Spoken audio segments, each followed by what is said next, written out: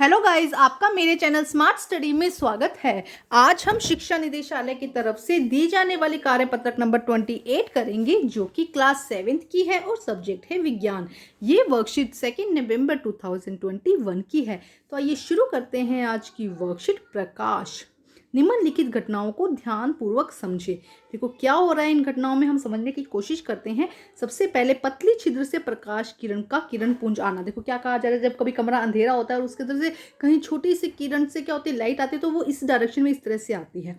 Car के head lamp से प्रकाश की किरण पुंज, जब आप देखेंगे कभी कार के सामने से, तो लाइट हमेशा इस तरह से आती है, कभी इस तरह से नहीं जाएगी, हमेशा क्या होती है, इस तरह से सीधी जाती है। टॉर्च से प्रकाश किरण पुंज, टॉर्च से भी हमेशा अगर जब आपने लाइट देखी होगी तो सीधी ही जाती है। लाइट हाउस की सर्च लाइट से प्रकाश की किरण पुंज, अगर लाइट हाउस से भी लाइट जाती है तो हमेशा सीधी रेखा में आती है। तो यहाँ पर हमें एक चीज तो समझ में आ गई कि लाइट जो है वो सीधी ही रेखा में क्या करती है, जाती है। तो उपरोक्त सभी उदाहरणों से हमने देखा कि प्रकाश क्या करती है, एक सरल रेखा में गमन करती है। क्या करती है, एक सीधी रेखा में गमन करती है। अब देखो यहाँ पे प्रश्न नंबर 2 में क्या कहा गया है। प्रश्न नंबर 1 में किसी शांत जगह पर बैठ जाइए और अपनी आंखों को हथेलियों से ढक दीजिए। आपको क्या करना है, शांत जगह पर बैठ जाओ और अपनी हाथों से क्या करो, अपनी हथेलियों से आंखों को ढक दो। क्या आप किसी चीज को देख पाते हो? करके देखो, ऐसा अभी करके देखो। क्या आप किसी भी चीज को, मोबाइल को भी देख पाओगे अगर आंखों को ढक दोगे? तो नहीं। अब देखो इससे क्या निष्कर्ष निकलता है। हमारे आसपास की विभिन्न वस्तुओं तथा रंग बिरंगा संसार देखने के लिए हमें दो चीजों की आवश्यकता होती है, एक तो आंखों की और एक प्रकाश की। हमें अगर कोई भी वस्तु देखनी है ना, तो हमें दो चीजें चाहिए, एक तो आंख चाहिए और दूसरा क्या चाहिए, प्रकाश। ठीक है। नेक्स्ट देखो क्या कहा गया है। आज की वर्कशीट बहुत ही आसान है।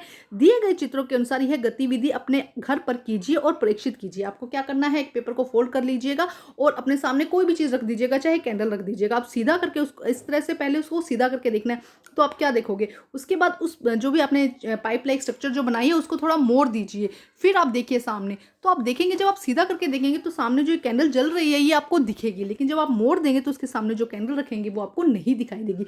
अब इसका रीजन भी हम समझ सकते हैं कि क्या है, प्रकाश हमेशा सीधी रेखा में गमन करता है ना, सरल रेखा में या सीधी रेखा में गमन करता है, इसीलिए जब वो मुड़ जाएगी, अब देखो यहाँ से तो देखो सीधी लाइट जा रही है, हमारी आई से क्या हुई, सीधी लाइट जाए यहाँ तक पहुंच गई, इसलिए हमें दिखाई दे रही है। लेकिन यहाँ पे क्या हुई, लाइट तो सीधी पहुंच ही नहीं पा रही, यहीं पे रुक गई ना, तो इसीलिए ये हमें नहीं दिखाई देती। एक बार फिर समझाती हूँ कि जो प्रकाश है जो हमारी आंखों तक पहुंचता है और उसके बाद जो आगे जाता है, इस तरह से प्रकाश जाता है, हमेशा सीधी ही रेखा में गमन करता है, कभी इस तरह से गमन नहीं करता। इसी कारण से हमें यहाँ पे तो ये कैंडल्स नजर आती है, लेकिन यहाँ पे प्रकाश, ये जो पाइप है मुड़ी होने के कारण हमें जो मोमबत्ती है वो नजर नहीं आती। तो आइए देखते हैं इसका आंसर।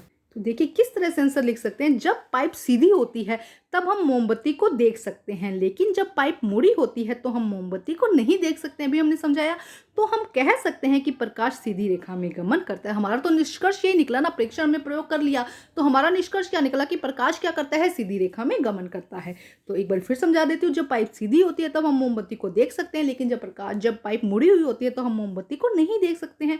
तो हम ये कह सकते हैं कि प्रकाश क्या करता है, सीधी रेखा में गमन करता है। तो ये थी आप आज की वर्कशीट कंप्लीट करके अपने टीचर से चेक करवाइए और प्लीज मेरे चैनल को लाइक कीजिए, सब्सक्राइब कीजिए और शेयर कीजिए। थैंक यू बच्चे।